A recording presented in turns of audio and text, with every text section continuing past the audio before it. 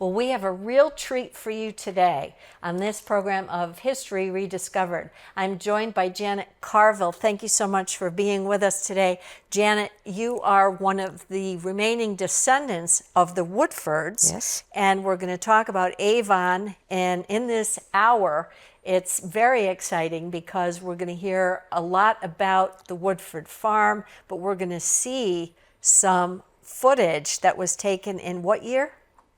Around 1945, 46, right after the war was over. And how did that happen, Janet? I mean, how did you have footage of the farm? My grandfather hired a photographer, and I have no idea who he was, so I can't give him credit, but to have him come out to the farm over a period of a year and photograph everything that we did on the farm at that time.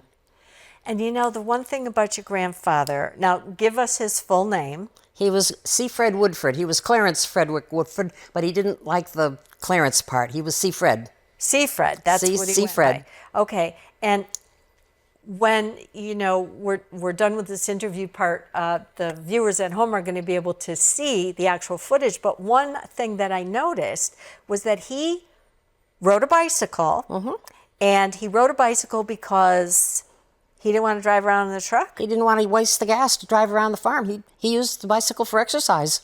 And he always wore a bolo tie. He always had a tie. That was what I was going to say to you. I saw it. There was footage of him with a book, and he was going over something with one of the workers, and he had a tie on, white shirt, long sleeve white shirt and a tie. And then he was in a tractor, riding on the tractor, and I said, there he is with the tie. Yeah, with a bolo tie. Always, every day. I mean, he could dress up. He drove a car. I ended up buying his car. So tell us, you had a life on the farm. You still live on the farm. Yes. And originally, there were 300 acres? Originally 500 acres. If anybody has hiked up to the High Blind Tower on top of the mountain, there is a rock that's got a signpost in there with an A and a B and a S on it for Avon, Bloomfield, and Simsbury. And at one time, he owned the A, up to the A. Up to the A. Yeah. Okay. And so Nod Road is the location in Avon. And those of us who are familiar with that area know it as the picking patch. Well, that's our farm, but that's only since the 70s or 80s. That's a real newcomer. So let's go back. Let's go before the picking patch. And you've done some history talks at various locations where people could come and see you. And I was telling you before we started that you know, you're really infectious about what happened with the land, what happened, how growing up was. So that's what I want to talk about. How was growing up on the farm for you? It was great. It was our whole world. We never knew any of the other towns as a kid. We didn't have a movie theater. We didn't have a bowling alley. We didn't have a rec center. It was the farm. We just were there. Now, how big was your family, Janet? I have two sisters. Okay. My mother was one of four siblings, and there were three of us, our families on Nod Road. There were 8 of us cousins that within a quarter of a mile of each other.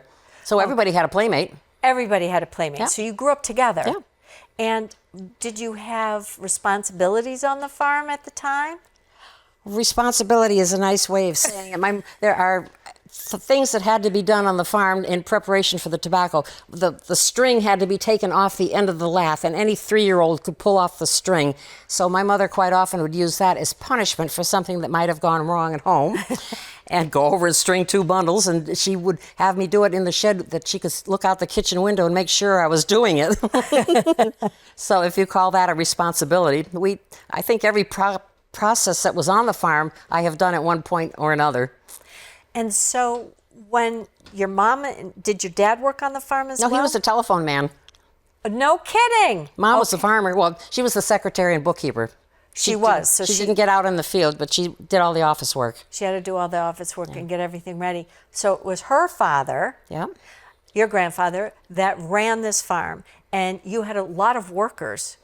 Yes, because the shade tobacco needed a lot of labor. It's a very labor-intensive thing, but because it was something that was not a public place at that point, a lot of people didn't even know we existed. But every kid in the valley, you had to be 14 to work on a farm, and you had to be 16 to work anywhere else. And we had all the 14 and 15-year-olds for the whole valley. We would run a school bus down to Southington, where one of the Southington school teachers kept the bus overnight and filled it up with Southington kids to bring them back to Avon to work on the farm. And they would be there for the day? Yeah, we didn't have housing to keep them overnight. Right, okay. And what would they be doing? Well, after the tobacco was grown, starting to grow, suckering was the first job that they would do. The plant would grow up and you wanted to take off the leaves that you don't want. You want one sturdy plant, like tomato plants today. If they're little shoots growing out, you take that off and you get a better plant. Okay, and we're not going to go through the beginnings of that tobacco because you show that in the footage that we're going to see. But what I found so interesting was the pieces of material that went over the top of these plants. The netting. Right, which we know as cheesecloth. Basically, yes. Right? I mean, that's what we would know it as. Like somebody would put over blueberries. Right. Maybe. Okay. That had to be hand sewn. Yes. And the tobacco variety that we grew was the shade-grown tobacco that was used as the wrapper for a cigar, like the frosting on the cake. It had to be a perfect leaf. Broadleaf tobacco is what grows out in the open and doesn't need the shading, but the shade tobacco needed the protection of that netting to make it 10 degrees hotter under the netting than it was outside, to make it be like the conditions growing in Sumatra or around nearer to the equator. Is that why they called it the hotbeds? Well, that was where we started the plants in the beginning. That wasn't the field. So did your grandfather start with tobacco, or did he start with something else and then, because you also had cows? Yes, we had dairy cattle. Back then, in the 1600s, if you had a cow and a horse and a chicken and a pig, you were a farm and you fed your family. Because Right. we didn't have big grocery stores or places to buy much of anything. You had to make do with what you had. And as we could grow more and more on the farm for ourselves, we could sell the extra. And as we could afford it, we bought more land farther down Nod Road and finally got to where we are now. But maybe 100, 150 years ago, we sold off the beginning portion that now is the golf course right on the corner of 44 and Nod Road. Right. And we liked farming better farther down the road. And now that we don't have the cows, we did have a registered Holstein herd that was... You had good. 100. If you weren't milking 100 head, it really didn't pay. But my uncle liked the manure for the fields because it was good fertilizer for the tobacco. All right, so you had to have, is that what the honey wagon was for? That's the honey wagon. Okay, because you said honey wagon, and I'm thinking, what's the honey wagon? Because it's the droppings of the manure that they're spreading. It's spraying on the field. All right, so if you don't have 100 head, it's not worth it because you're not going to make enough money You're off not the making milk. enough profit if that was the only thing that we did.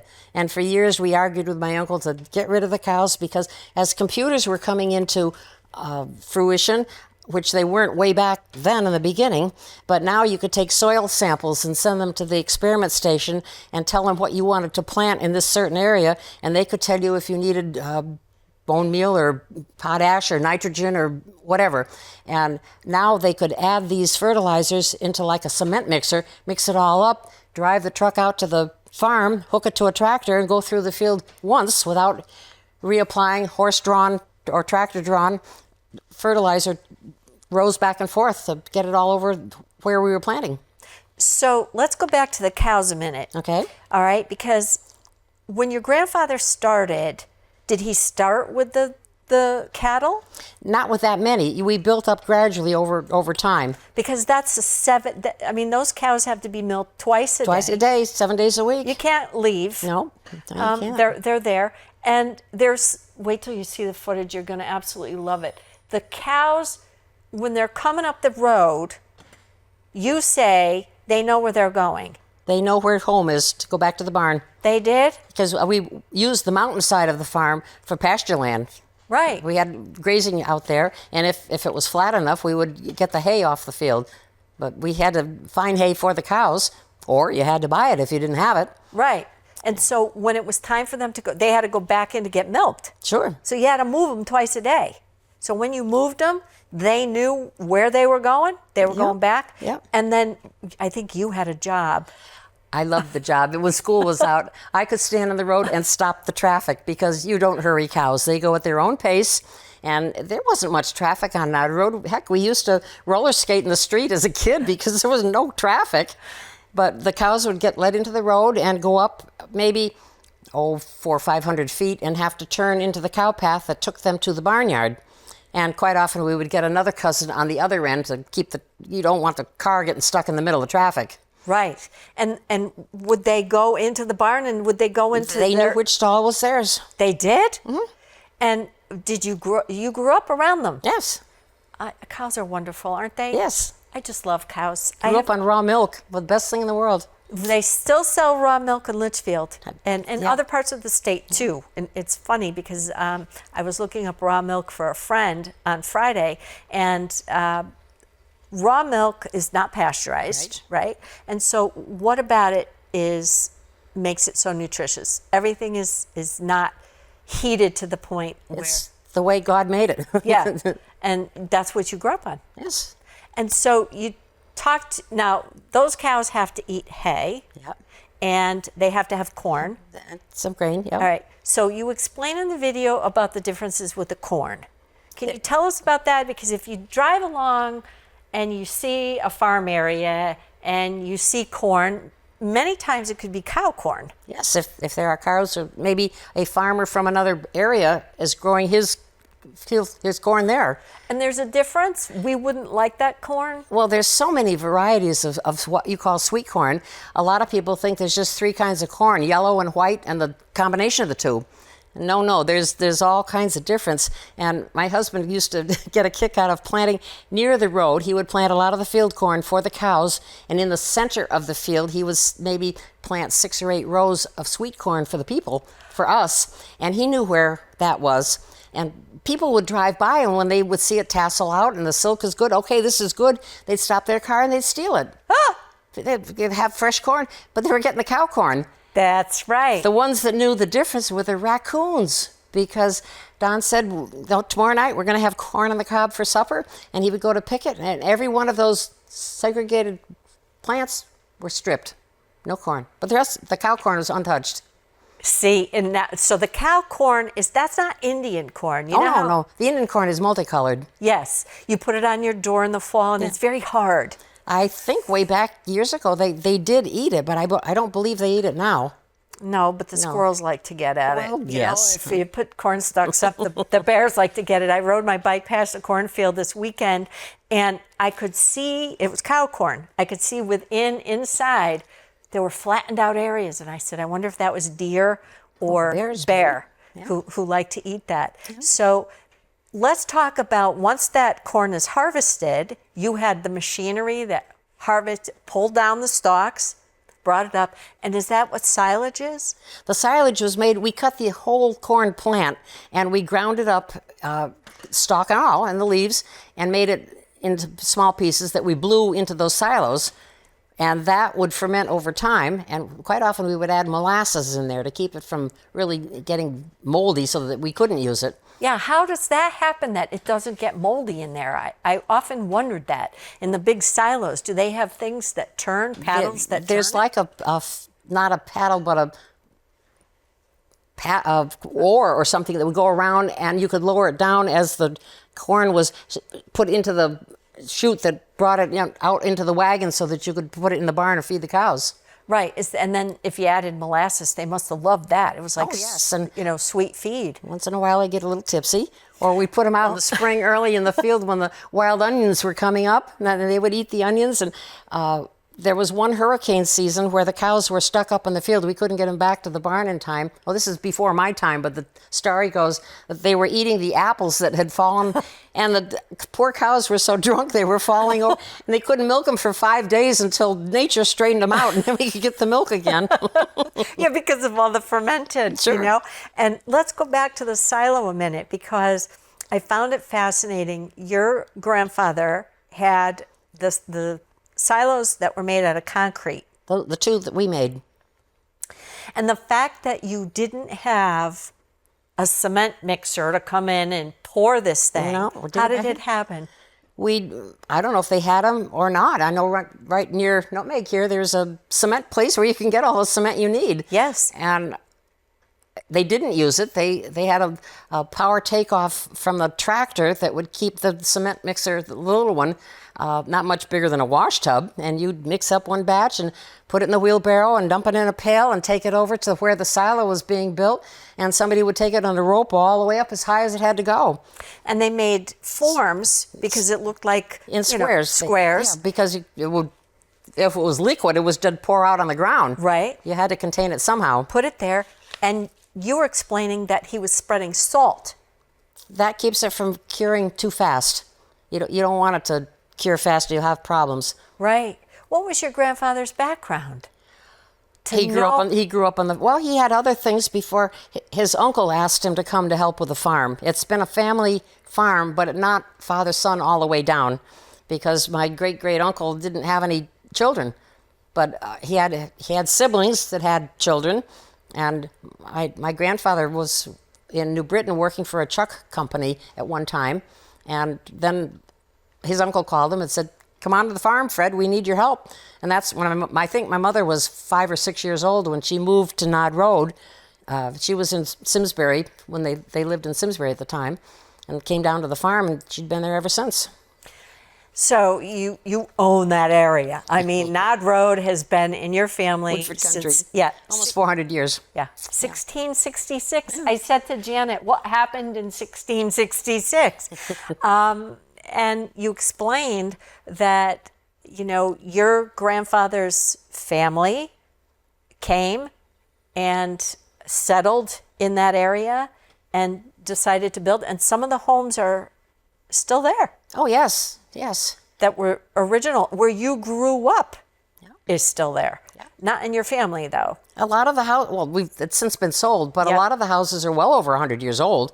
And the oldest one, I'm not sure of the date of it, but I think there were 5, 6, I think there's 7 houses that were involved, people that were involved with the farm in one way or another. And why we find this so fascinating, and you were in the Hartford Courant. There was a nice story that was done in the Courant. I don't know if it was for an anniversary of the farm or how that article came about, but I think what's so fascinating for those of us who love to hear these stories is that part of our lives in New England, many of us have never experienced, and those farms are going. Yeah. And you guys just keep on going with now the Pick and Patch. But I think that those stories talk about family and talk about growing up in a way of life that was just idyllic. Yes, I think so. So tell us a story. Back in 77, we had the tobacco netting all up. You have to put the netting up before you can plant the tobacco, or else the sun will burn it and you'll kill your crop. And the crop had to be in the ground by Memorial Day, or it wouldn't grow enough to have it finished. All the kids would go to school before you could get it harvested.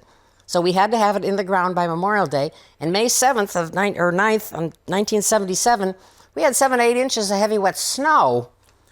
But the cloth that we had, it was one of these newfangled polypropylene plastic ones that nothing would hurt, and it didn't.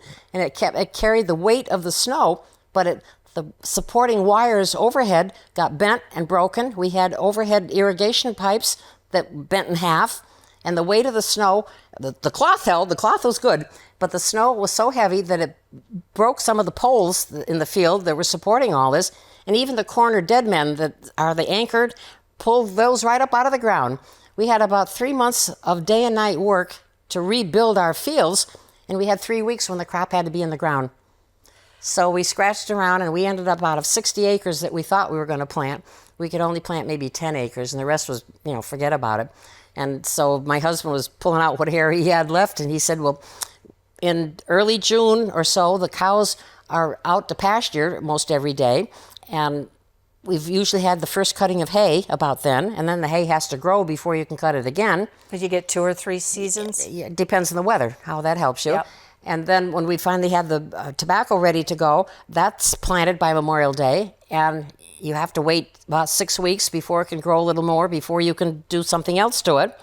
And that left June kind of quiet tobacco-wise and dairy-wise. And he said, what goes on in June? Well, there's strawberry picking, but does anybody in Avon want to pick strawberries?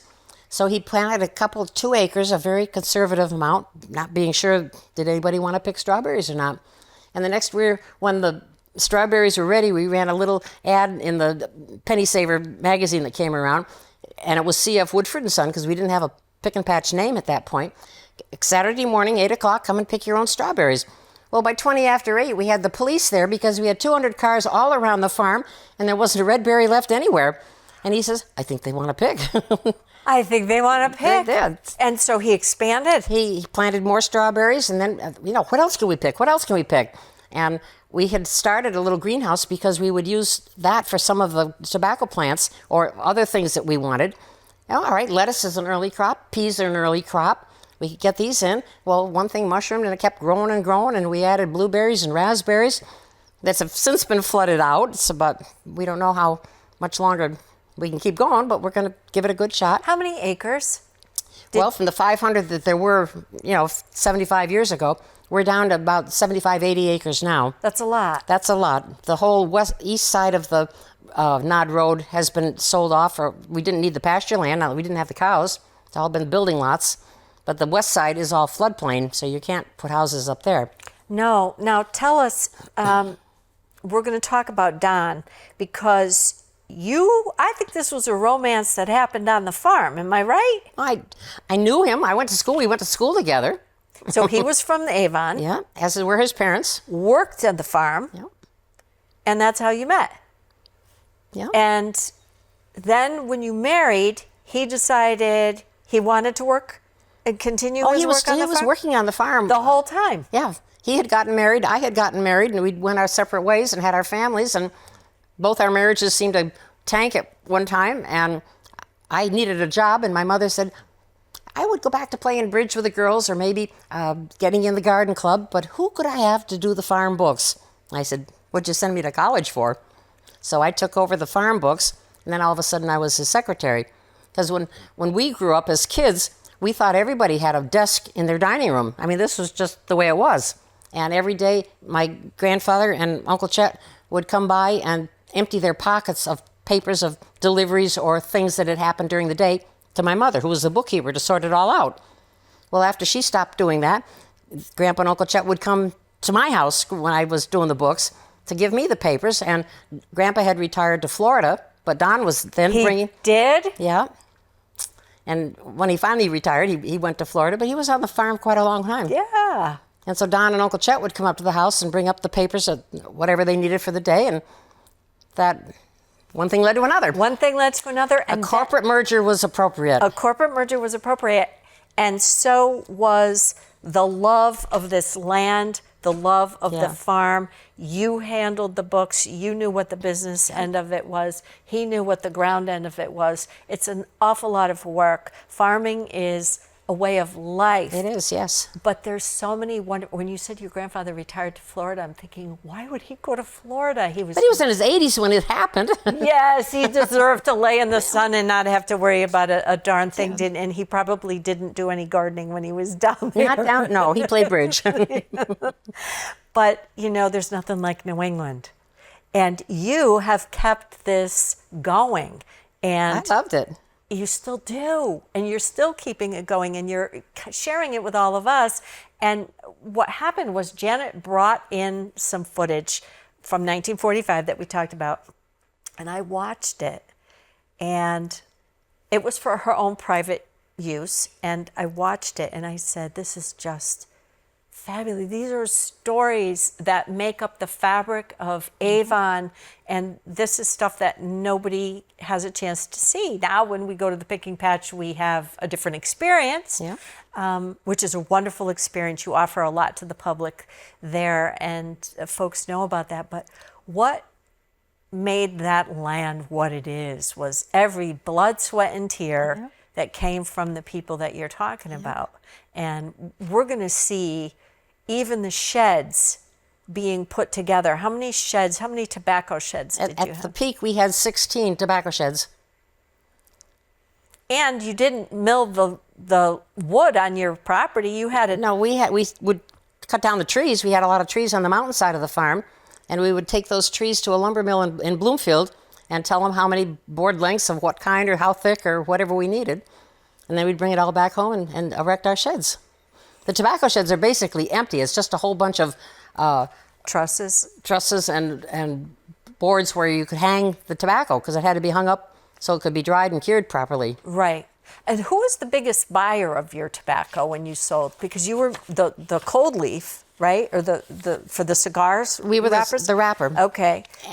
We were part of a consortium. In fact, Grandpa helped start the Windsor Shade Tobacco Company, which were the area farmers, a lot of Windsor, Suffield farmers. Yes. We got into that, and we could do work there was a lot of processing that had to be done. Oh, yeah. And we could have that done in Hartford. It was right around near Woodland Street, around the corner. And they would do all the work that was necessary there, but there was still more to be done. And it was cheaper to ship tons and tons of tobacco to Puerto Rico to have it further finished and sized than it was to pay the American people that wanted more vacation time or higher wages or health benefits or yak. Yeah, to keep going. He was a real entrepreneur. Yeah. Really kind of, and wasn't he also involved in the General Assembly? He served in the legislature, as did his grandfather. My great-great-grandfather was in the legislature also.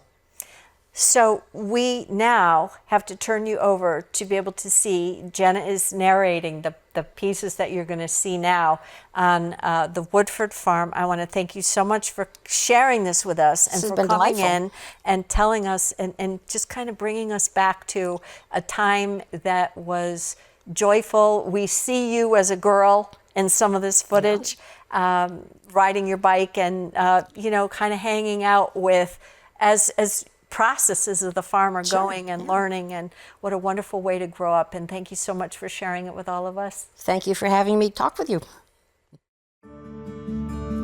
Hello, my name is Janet Carville, and I'd like to show you some of our Woodford farm here that we have been farming in the family since 1666.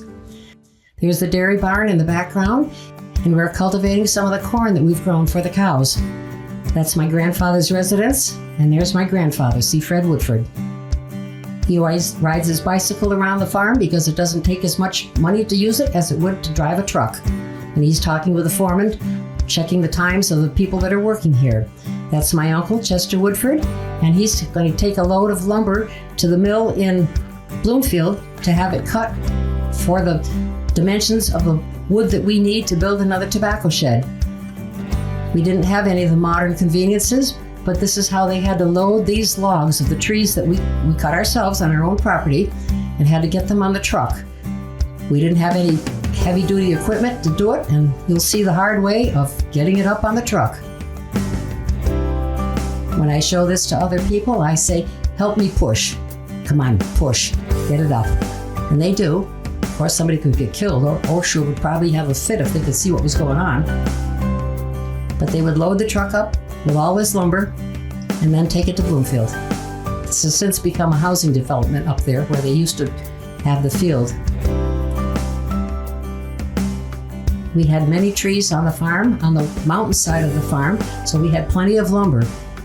And there we are in Bloomfield at the sawmill where they're going to take our lumber, and when it's all done to our specifications, we'll bring it back home and erect a tobacco shed. We had 16 sheds on our farm at the maximum, and we built them all. Some of the sheds were over 100 years old. And you can see inside the shed there, it's not lattice work, but it's layers and layers of rafters where we could hang the tobacco.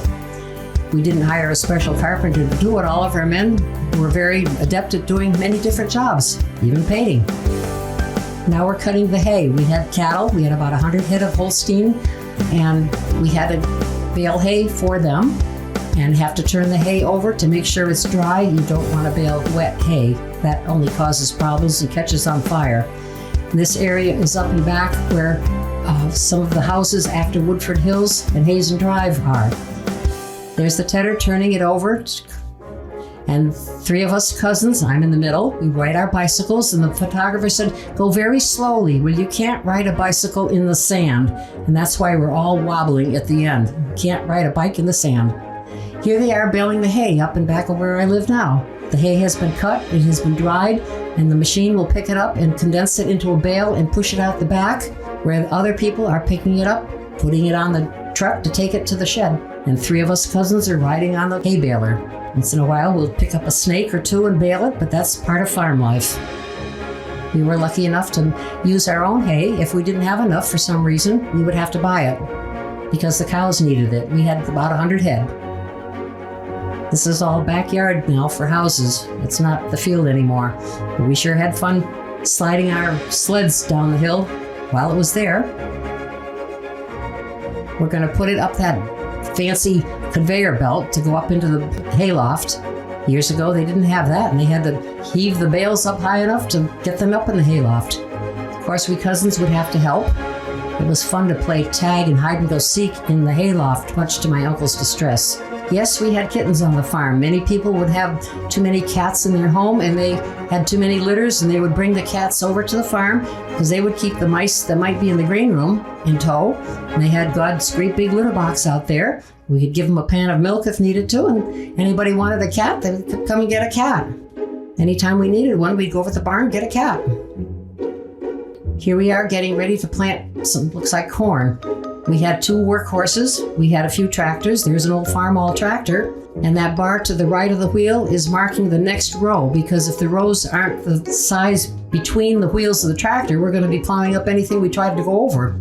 We would plant corn for them, and we also would plant some sweet corn for the people. The horses would take the plow through the field as we're harrowing, because we want to keep the soil open to take on any moisture if it would rain. And once it got too high so the horses couldn't do it, then they would have to do it by hand. My uncle is 6 feet tall, and the corn is growing up to 8 or 9 feet tall. And when it's ready, they will cut it and put it in the silos for silage for the feed for the cows. We're now going to build one of our silos. We didn't have a great big cement mixer that could come and deliver it. We made our own with the sand and the gravel and what we needed. And when it got ready, we had the power takeoff from a tractor. We would dump it into the wheelbarrow, and they would take it over to where we're building the silo, right near the dairy barn. And they would put it in a pail where someone way up on top of the silo would have to pull it up bit by bit by bit. All those little squares are each section of the silo as we built it. It took a lot of time, and those silos are still there to this day. We didn't have other motors for it, but we had a tractor, and you hook it up, and we could use the power takeoff to start many things around the farm. Before they put the silage in, we could sit with chairs in the bottom of the silo on a hot, humid day, and it was nice and cool. There they are, pulling the bucket of cement up to the top to add to it, and now he's adding salt to the mix because you don't want the curing to occur too fast. That hump in the silo is where its inner stairway is, where you can go climb up to the top of the silo to see if there's a problem up there. Here's the corn being harvested. One tractor is cutting the corn, and the other one has the machine where it's being pushed up onto the tractor, where they will take it to the barn, where it is chopped up finely and blown into the silo. In the background, if you see the mountain, you'll get a glimpse of the high blind tower that's up there. We used to have maybe a half a dozen of Jamaicans that we didn't house. We didn't have room to house them, but they would come back every year and help us on the farm. Here are the Holstein cows coming down off the mountain because it's time to get milked, and you don't hurry cows.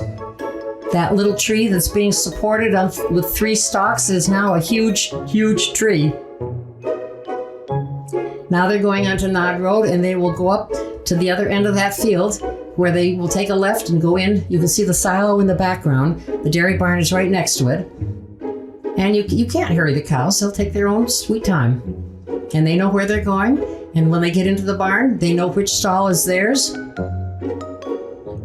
And they will be milked. They have to be milked twice a day. And the next day they will send them back out to a pasture or a different pasture. We had 100 head, but we weren't always milking 100 head. Some might have been too young, or if someone was sick, it was segregated. But we had 100 head of them, even the stragglers. Many times we'd sit on the fence and watch all this happening. In later years, we had a milking parlor that would make it easier to milk the cows. These are the hotbeds that start the tobacco seed, and that's my grandfather sowing the seed. The tobacco seed is so tiny that it is mixed with sand, and then it's sown into these hotbeds that have the glass on top to keep the heat in. Now he's looking at the cedar poles that will be throughout the field, and from there we put wires on them to support the netting that will shade the tobacco. And we have about 60 acres, and you can see some of the poles there. After a few years, we give the land a rest and not use that for tobacco, but we might have a hay crop or something else. Here's where I have the people that are watching the films say, push, let's push, we're stuck in the mud. There we go. And the trees in the background are right at the edge of the Farmington River, which usually is our friend.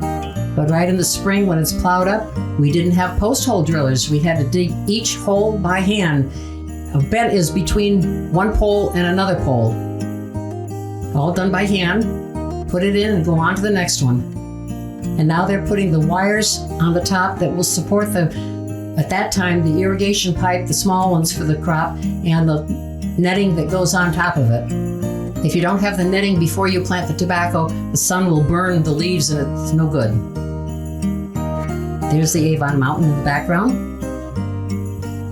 And some of these men worked 10, 15 years on the farm over time. They were good workers. Didn't have a key to start the tractor. You had to do it the hard way and watch out you didn't break your wrist. He was the foreman for many, many years. And now he's got to plow up some of the cover crop because we don't want all our good soil blowing away with a windy fall. And we had many acres of that. The 60 acres of the tobacco had to be plowed.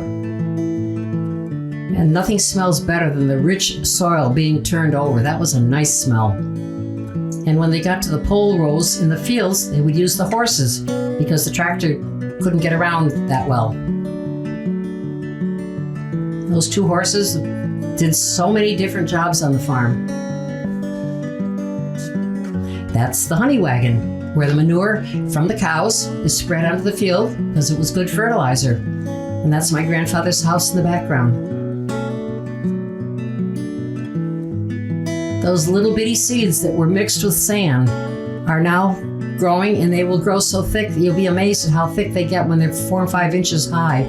They have to be watered regularly. You don't want them to dry out, and you have to watch the weather because you don't want it to get too hot under that glass or it'll cook them. So we put the tent cloth over the glass to shade some of the heat, and then you have to take the cloth off the next day and water them again and maybe pick some. These horses that are quite tall, we have to hand sew all that netting that's going on the fields. Each bent between poles and poles, we have to do 60 acres. We have to put it on the top, we have to put it on the sides, and we have to put it on the ends. And the people will stand on top of those horses and hands pull it together and anchor it with a wood dowel pin about the size of a pencil. And then one of the women would come along and take it some thread and actually sew it, because a good hurricane can rip this field apart. And that woman worked many years on the farm, and she was the fastest worker that we had. If it was too windy, you really couldn't get much done on a day like that. But she had a big wad of string around her waist that she, maybe a yard long, because she would take out a piece, see all the string? She didn't need it too long, but when she finished one piece of string, she would have to thread the needle and do another one. Times 60 acres. We always put the new cloth on the top, and the sides could be last year's crop, which might have a hole in it or something, but we needed the good cloth on the top. Any day that I got stuck putting out there to help sew it too, they would always put me next to her because she was so fast and I wasn't. Of course, if it was raining, we couldn't do that. But there were jobs to do in the shed. You had to clean off the old lath from last year to get it ready for this year's crop. And once you get all the tent cloth up, then you had to go through and put the layers of fertilizer, different kinds of fertilizer. We didn't have one way of putting all the fertilizer at once. That was a later thing that came along. You could put from the fertilizer company, get all the bone meal or potash or peat, whatever you needed, and put into like a cement mixer, and they would drive the truck to the farm, which you could hook to your tractor and go through the field and put all the application on at once. We're taking the string to hold on top of those pins to keep the wind from blowing our fields apart. If a hurricane did come and separate all that cloth, we'd have a horrible time trying to repair it if the tobacco was, 4, 5, 6 feet high. Now look at how big the plants have gotten. When they're about 6 inches high or so, they will transplant them to the field. But that's how thick they are, and they were mixed with sand when the seed was sown. And we put netting around the edges of the area where the hotbeds were to shield some of the wind. These are the fertilizers that we'll use for the tobacco crop. And those horses certainly earn their weight. That old fellow that worked there for so many years, we'd have to put the fertilizer into the hopper there and then go up and down the rows, field after field after field, times 60 acres. Awful lot of labor going into the tobacco crop. And of course, if it was raining, you couldn't do it that day. But the soil will not have any weeds in it. And we go through and we particularly will weed because we don't want all this wonderful fertilizer nourishing weeds. We want the tobacco crop to be a good crop. So we harrow it in. And there's my grandfather, always with his bolo tie on. He's harrowing. The ground is so well tilled that you can step on it with a bare foot and sink up to your ankles in it. Now we're smoothing it out to get ready to plant the tobacco. You have to watch what you're doing because you can ruin a piece of equipment easily. These folks are going to lie on those boards and pick out the certain plants, and it won't look like anything's been taken out. See, they're only about 6 inches high, but they're thinning out the plants, which they will put into a basket, which will then go onto the setter. And we have 4 men that would sit on the setter as it would go through the field and break open a piece of soil and put a squirt of water in there, and we put your plant in the fingers of the wheel that came around, and it would plant it where it belonged, all spaced about a foot apart. And this process would go on for 2 or 3 weeks, but all the tobacco had to be planted by Memorial Day, or you wouldn't have enough time in the growing season to get it all done. We could have harvested later in the fall, but all our kids at that time went back to school right after Labor Day. And if you don't have the labor, you can't do it. There's the water tank that's putting water into the setter, which is on the right there. You see 4 people sitting there. And the baskets on top are the new plants that are going to be planted. A lot of that water came from the spring up on the mountain. For many years, we had only spring water that supplied all the water we needed on the farm. For the dairy barn too, and some of the houses. Now my uncle's walking in back of the setter in case one is covered up by mistake, and it shouldn't be. Or if something's wrong, he wants each plant to have the best chance of growing. And it has to be spaced so far apart because the wheel to the left that marks where the next row is going to go. And this can be a long, hot day, keeping in mind it's 10 degrees hotter under the netting than it would be if it was out in the open. Now the woman in back is hand fertilizing some of the plants to give them another little shot of extra vitamins to grow better. And even if all that we're doing, once in a while, a plant will have to be reset. For some reason it didn't grow, or maybe an animal got in there and dug it out. We have to go through all the rows of all the fields and reset because we need every bit of space for all the tobacco plants. Days when it could be 80 or 90 degrees outside, it was easily 100 degrees under that netting. But all this took place in a matter of 2 or 3 weeks to get it all planted. And then they're going to cultivate it. We want to keep the soil open so when it rains, it'll all sink in. And you have to be careful not to be driving the tractor over what's been planted.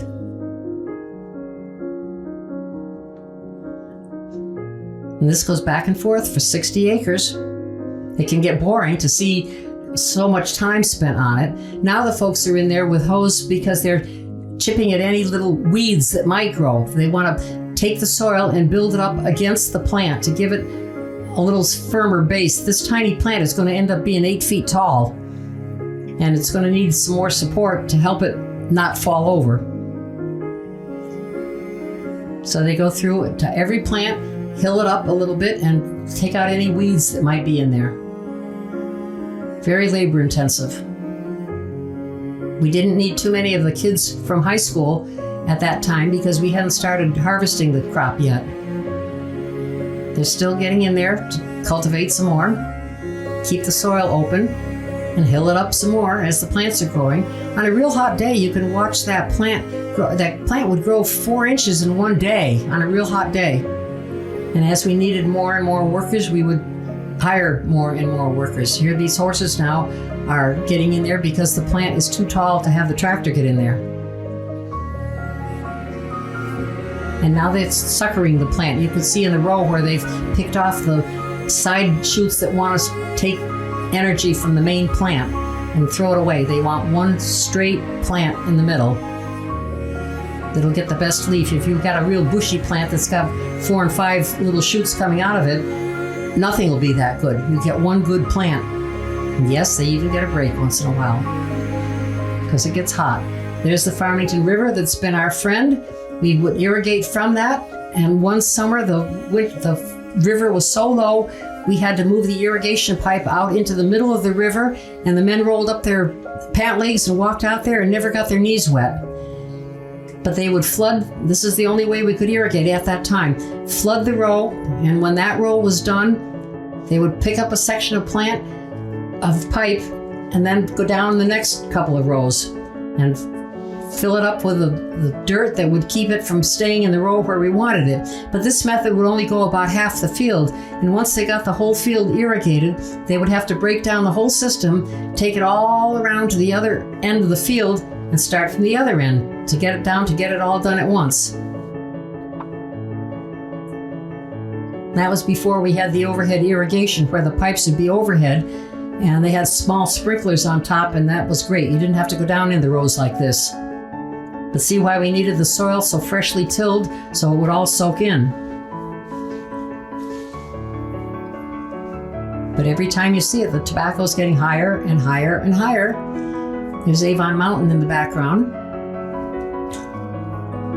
Now they're tying up the plants to help support it in case a good windstorm comes up. That's my grandfather checking the leaves. We pick from the bottom of the plant up, and usually one picking is about 3 leaves, and it has to be a perfect leaf. If it's got holes in it, you can't use it. He told me way back then that each leaf was worth about 50 cents. You know, it's $1 million crop to raise, and if you're lucky and you make $1,001, after all expenses, it's a miracle. But there are a lot of things that can happen to it. They can have mold or flooding or a fire or who knows what. But they may go through each field 4 or 5 times, maybe 6, depending on the weather, to have one picking after the other. These are all 14 and 15-year-olds from the valley, and they will pick it, and boy, their bottoms get dirty because they skid along on their tail ends to pick the tobacco. And yet, if you drove by in a car, you wouldn't notice anything because all these kids are in the field, and you don't see that from the row. Now he's picking from the plant and getting all the leaves in the same direction, which he will have to go back and put into a basket, which they will take to the shed so the girls can sow the tobacco. It's amazing how much more efficiency you get when you have the boys in the field and the girls in the shed. Otherwise, we would have chaos. But sometimes it's a 2-leaf picking, many times it's a 3-leaf picking. It depends on how fast the crop is grown. It depends on what the weather's done. And if it's a rainy day, you can't pick. But the boys were given every incentive to do the work. They would get a base pay, and then they would, back then, would get something like 10 cents a bent extra for whoever had the most leaves. And they had every incentive to earn more money. Here's the wagon with all the baskets. For the boys in the field, they're going to fill those up, and these will go to the shed. We had 16 tobacco sheds that had to be filled, that had hand sewing first, and then in later years we had machines that would do it.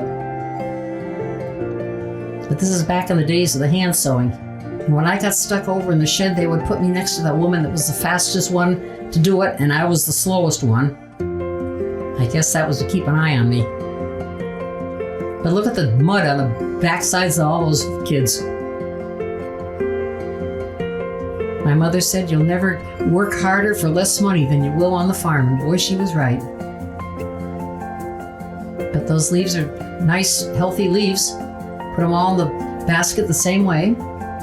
so that the girls sewing them will have them all right in the same position that they need to feed them onto the lath. In more modern times, there were easier ways of doing it, but that's how we did it way back then in the 40s. But you could have 50 or 60 boys in the field picking, but to drive by, it just looks like a little quiet farm with nothing going on.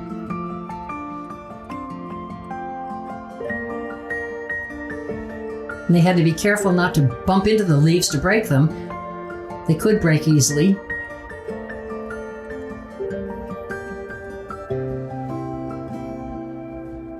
We could get school teachers that had the summer off to come be our field bosses to keep the time records of the kids of what they were doing, because they had the summer off and they needed a job and we needed somebody to do the work. They came as far away from Southington, and some were almost near Bristol, but certainly Burlington, Simsbury and Avon. And then the sheet that he's filling out with which child picked how many baskets and what he had would go to, my mother was doing the bookkeeping at that time, and she would figure out how much each person got paid. Fill up one basket and turn right around and take another one and go fill up another one. And all these baskets would get put on one of those horse-drawn wagons to be taken to whichever shed they were filling at that time. Those are the full baskets. And they're heavy. We had a good set of muscles to do that job. Covering it up so that the heat wouldn't make them wilt too much.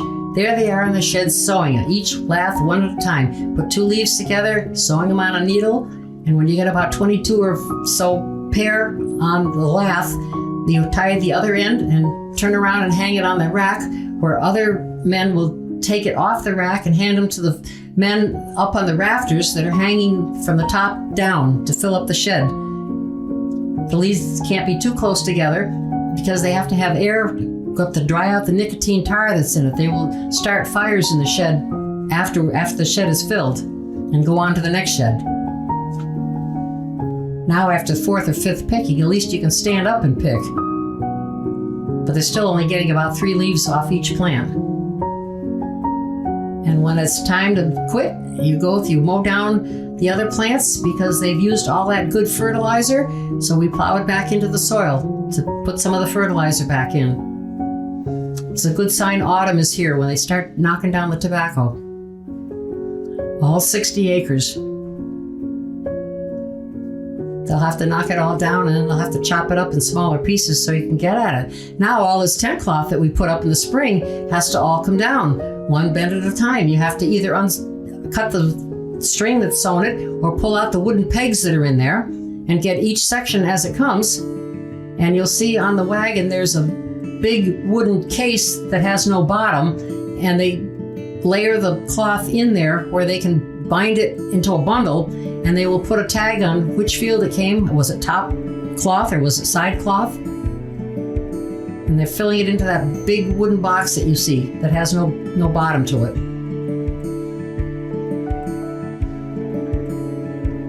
Here again, if it's raining, they can't pack up wet cloth. So we're so at the mercy of the weather.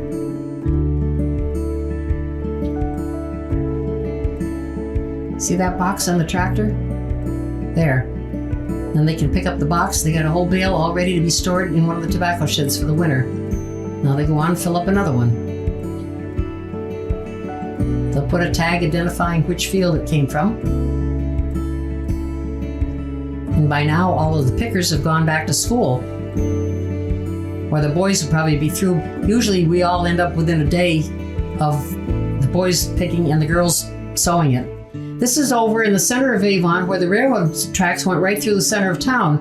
And we would get a railroad car of coal that we needed to start our fires to cure the tobacco. We had to shovel it in the bags. In the back, you see the steeple of the church in the center of town that had not yet been put back after the 38 hurricane knocked it down. They didn't put that back until I think 48, by the time they got the money to put it back up. The railroad tracks are no longer there. That building in the background had burned down, and that's no longer there.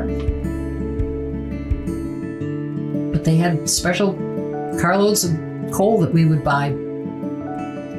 Now my uncle is lighting the fires throughout the shed. They'll have fires every 10 feet or so, and he'll start them with gasoline. In later years, you could have gasoline fires, propane ones. They didn't need charcoal, but right now you need charcoal fires, and you had to have someone be there all night long to make sure the fires didn't go out. You had to keep them at a constant heat for about 3 days to dry out the nicotine tar, that's the sticky stuff that's in the leaves. And after the tar is dried out, then they will move these burners to another shed, and the tobacco will have to hang there and cure for a while until we get what they call a nice tobacco damp in the fall, when we can take it down and the leaves will be pliable because there's so much moisture in them from the dew. If you dry it when it's dry, then you're just going to crinkle it up all dried, ruin your leaves. So we do this in all the sheds, not all at the same time, because maybe when one shed is finished, then it can just hang, and I wait until we're ready to do it. But you'll see the leaves have gone from the green from the field now to the brown of being cured, when a lot of that tobacco nicotine tar is out of it. And they will turn brown because you never saw a green cigar, really. These are how we doing. Is it dried out, or do we need to put more heat to it? During the 55 flood, we had a lot of our crop harvested, and it was up high, and we lucked out and didn't lose that, but we lost anything that was in the field. Now my grandfather is bending the tops of some of the plants so they won't grow anymore, so any more growth that the plant wants will go into the leaves, not making it taller. We would save the seed from some of these plants that would be our seed for next year. I hope you've enjoyed watching some of our history.